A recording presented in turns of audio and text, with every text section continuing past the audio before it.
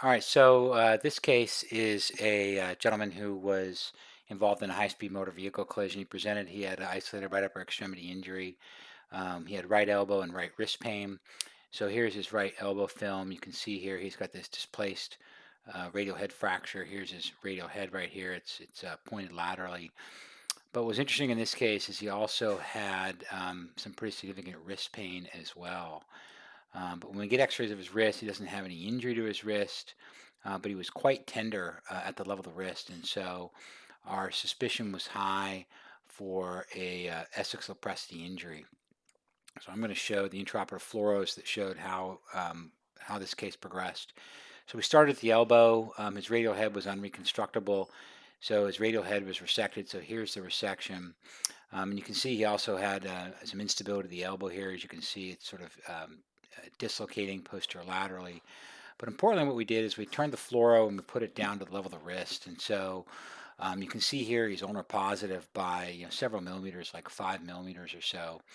And so what I've done here is I've got a lobster claw on his radial neck proximally, and we're looking at the images distally. And as I push the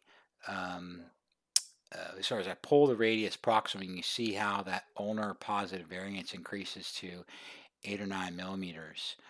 Um, you can see how hard I'm pulling on it here. You can see there's some gapping there at the mid-carpal space. But then as I go the other direction, as I push, now I'm pushing on the radius. You can see how much it pistons. It is now about 2 millimeters ulnar negative. And so this demonstrates that there's actually longitudinal instability between the radius and the ulna.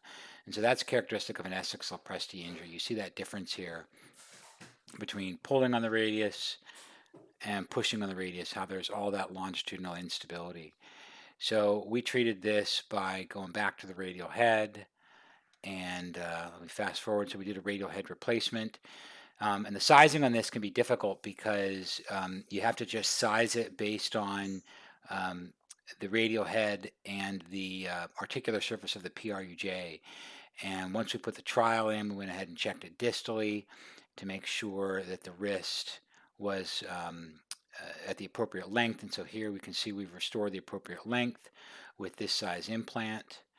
Um, and because he still had some instability, this is just a pronation and supination. You can see, he maintains it. And then we went ahead and did pinning of the radial ulnar joint. First here, though, we're showing that the elbow is now stable. After putting the radial head in, he comes out to full extension. There's no instability. And so we'll fast forward here. And so then we put him in neutral, um, forearm rotation, neutral rotation, and then put these two pins across, tetracortical across the radius and the ulna. So here he is in follow-up. You can see he's maintained now that appropriate length, and he's kept immobilized with this for 6 weeks. So that's the appropriate recognition and treatment of an Essex Lopresti injury.